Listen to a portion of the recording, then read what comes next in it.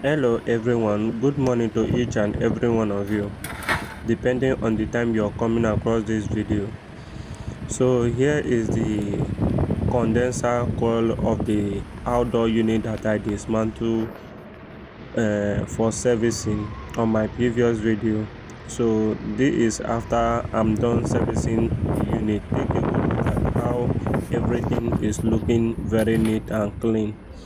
So this unit is very okay. This is the outdoor cover. Take a good look at how I took my time to service everything so that everything would look perfectly okay. This is the compressor bracket. Take a good look at how it's looking neat because I have to do apply spray paint on it.